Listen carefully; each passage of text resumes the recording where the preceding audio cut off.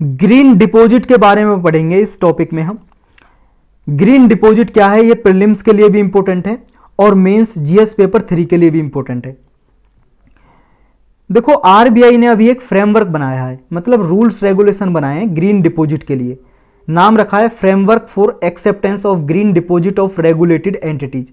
Regulated entities का मतलब यहां पे बैंक या नॉन बैंक फाइनेंशियल इंस्टीट्यूट हैं। देखो बैंक तो आप जानते हो क्या होते हैं, बैंक में आप पैसा जमा करते हो, लोन भी ले सकते हो और वो आपको एटीएम वगैरह इशू करता है, क्रेडिट कार्ड या डेबिट कार्ड इशू करता है, आपको इंश्योरेंस नहीं कह रहा हूँ, फिक्स डिपॉजिट की फैसिलिटी देता है और कई सारी फैसिलिटी देता है, आप सब जानते हो बैंक के बारे में।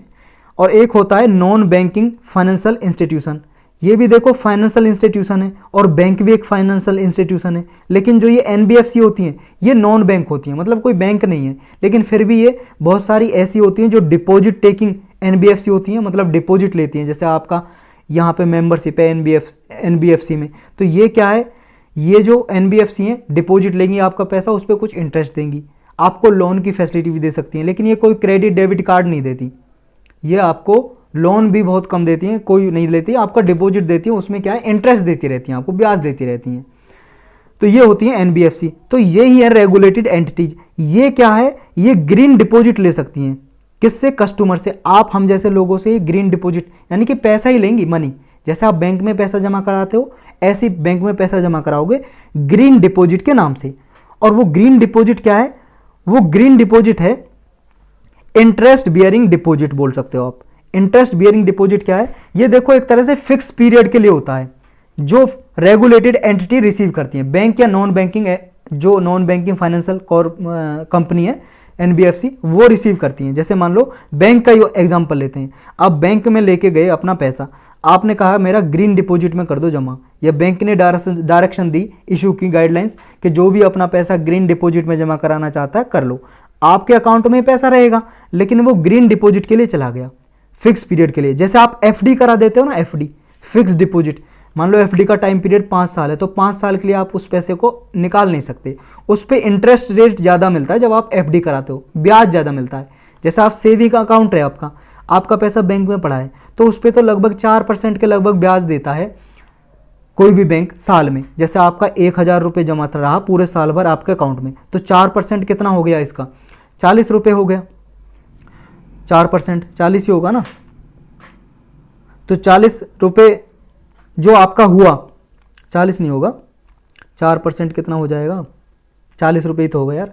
तो 40 रुपये आपका हुआ, जैसे साल में 1000 रुपये, तो 40 रुपये मिलेंगे आपको। लेकिन अगर आप 1000 रुपये की एफडी करा देते हो तो आपको इस पे ज़्यादा मिलता है, 4 से 5 6 7 8% तक मिलता है, बहुत सारी बैंक देती हैं।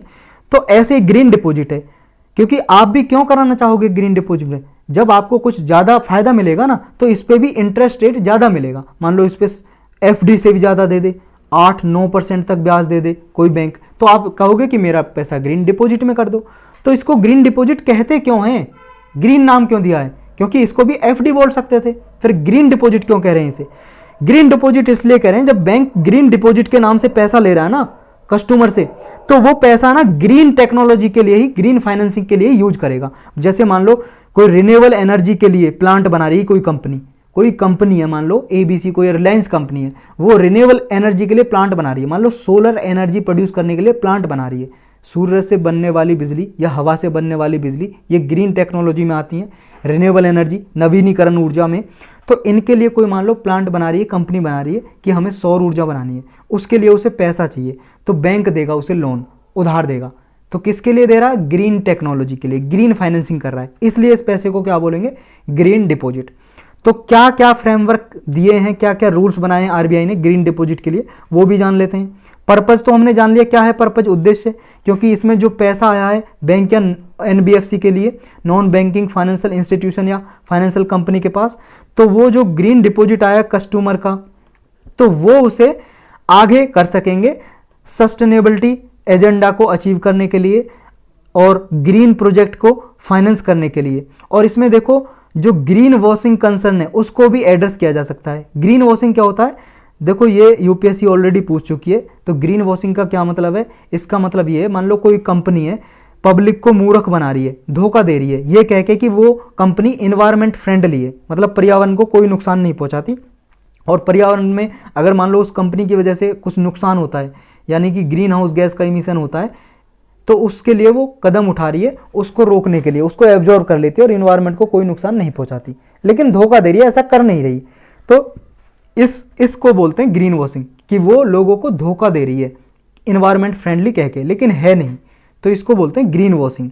तो ये ग्रीन वॉशिंग है, इसको भी एड्रेस किया जा सकेगा कि उस कंपनी को भाई साहब आप लोगों को मूर्ख बना रहे हो कि आप ऐसा कोई कदम उठा नहीं रहे हो, तो आप ऐसा करो, लोन ले लो ग्रीन डिपॉजिट से और आप ग्रीन टेक्नोलॉजी के लिए कुछ करो, प्लांट बनाओ, कदम उठाओ, ग्रीन हाउस गैस इमिशन कम करने के कुछ टेक्नोलॉजी अपनाओ। तो ग्रीन वॉशिंग को भी इससे एड्रेस किया जा सकेगा। तो ये सारे जो ओल्ड शेड्यूल कॉमर्शियल बैंक है सब पे अप्लाई होगा, चाहे स्मॉल फाइनेंशियल बैंक है उस पर भी अप्लाई होगा, deposit taking non banking financial companies हैं उन पे भी होगा। ये नॉन बैंकिंग फाइनेंशियल कंपनी मतलब फाइनेंस कंपनी है, ये फाइनेंशियल इंस्टीट्यूशन है, लेकिन नॉन बैंक है, बैंक नहीं है, लेकिन डिपॉजिट लेती हैं, उनको बोलते हैं डिपॉजिट टेकिंग एनबीएफसी। या कोई जैसे एनबीएफसी हो गई, जैसे हाउसिंग फाइनेंस कंपनी होती है जो, वो उनको बोलते हैं डिपॉजिट टेकिंग एनबीएफसी।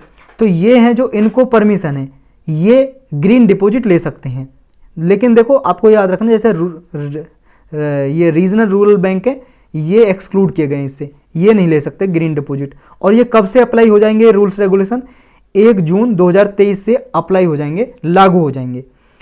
क्या क्या और मेजर फीचर हैं इसके? देखो जो एंटिटीज हैं, मतलब कौन सी एंटिटीज, बैंक या एनबीएफसी, वो क्या है ग्रीन डिपॉजिट इशू करेंगी एज ए क्यूमुलेटिव डिपॉजिट या नॉन क्यूमुलेटिव डिपॉजिट। इसका क्या मतलब होता है क्यूमुलेटिव डिपॉजिट और नॉन क्यूमुलेटिव? देखो क्यूमुलेटिव डिपॉजिट का मतलब ये है कि कोई आदमी ने, जैसे मैंने अपना पैसा ग्रीन डिपॉजिट में जमा करवाया अपने बैंक अकाउंट में, मान लो मेरा अकाउंट एसबीआई में है, मैं गया एसबीआई के पास, मैंने कहा कि लो भाई साहब ये 1 लाख रुपए मेरे ग्रीन डिपॉजिट में कर दो, और मुझे फैसिलिटी दी इसने कि ठीक है हम क्यूमुलेटिव डिपॉजिट में करें या नॉन क्यूमुलेटिव। मैंने कहा क्यूमुलेटिव डिपॉजिट में करो, ग्रीन डिपॉजिट में।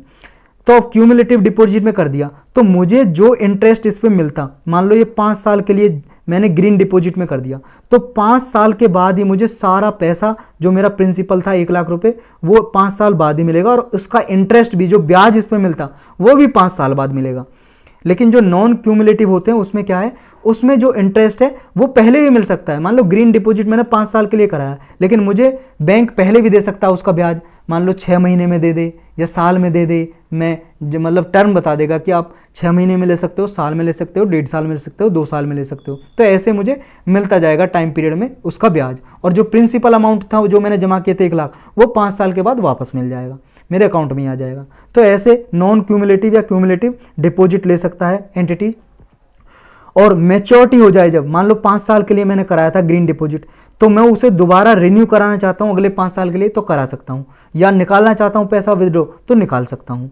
ग्रीन डिपॉजिट है ये जो इंडियन रुपी में ही किए जा सकते हैं। ऐसा नहीं आप डॉलर लेके आओगे, डॉलर की ग्रीन डिपॉजिट कराओगे, ये इंडियन रुपी में ही होंगे डिपॉजिट, ग्रीन डिपॉजिट। और जो कंडीशन, जो पब्लिक के डिपॉजिट पे सारी कंडीशन अप्लाई होती है ना, वही ग्रीन डिपॉजिट पे अप्लाई होंगी। जैसे आप जो बैंक में पैसा आप जमा करते हो उस पे जो कंडीशन अप्लाई होती हैं, वो सारी कंडीशन इस पे भी अप्लाई होंगी ग्रीन डिपॉजिट में। जो फंड अलोकेशन है ग्रीन डिपॉजिट के द्वारा, जो भी रेगुलेटेड एंटिटी रेज करेंगी, जो फंड लेंगी पब्लिक से, वो देखो उसमें ऑफिशियल इंडियन ग्रीन टैक्सोनॉमी लागू होगा। और ये देखो अभी फाइनलाइज नहीं किया आरबीआई ने, मतलब कुछ रूल्स रेगुलेशन होंगे इस ग्रीन डिपॉजिट के लिए, कुछ रूल्स रेगुलेशन बता दिए, कुछ बाकी हैं वो अभी बताएगी आरबीआई। लेकिन देखो ये याद रखना है, इसमें क्या है, जो रेगुलेटेड एंटिटीज हैं बैंक या एनबीएफसी जो पैसा लेंगी, वो कहाँ खर्च करेंगे, ग्रीन टेक्नोलॉजी के लिए। जैसे रिन्यूएबल एनर्जी के लिए पैसा दे सकती हैं, किसी को लोन दे सकती हैं, या एनर्जी एफिशिएंसी के लिए, क्लीन ट्रांसपोर्टेशन के लिए, सस्टेनेबल वाटर के लिए, या वेस्ट मैनेजमेंट के लिए। लेकिन कहाँ कहाँ नहीं दे सकती, ये आपको याद रखना है। आपको स्टेटमेंट में देखे पूछा जा सकता है कि ये सेक्टर प्रोहिबिटेड है, मतलब इनमें आपने जो पैसा जमा किया ग्रीन डिपॉजिट में, फिर बैंक फर्दर लोन नहीं दे सकता, न्यूक्लियर पावर जनरेशन प्लांट के लिए नहीं दे सकता, डायरेक्ट वेस्ट इंसिनरेशन के लिए नहीं दे सकता, लैंडफिल कोई प्रोजेक्ट है उसके लिए नहीं दे सकता, कोई हाइड्रो पावर प्लांट बना रहे हैं बिजली बनाने के लिए जो 25 मेगावाट से ज़्यादा है, तो उसके लिए भी लोन नहीं दिया जा सकता इस ग्रीन डिपॉजिट से बैंक के द्वारा। तो ये भी आपको याद रखना है।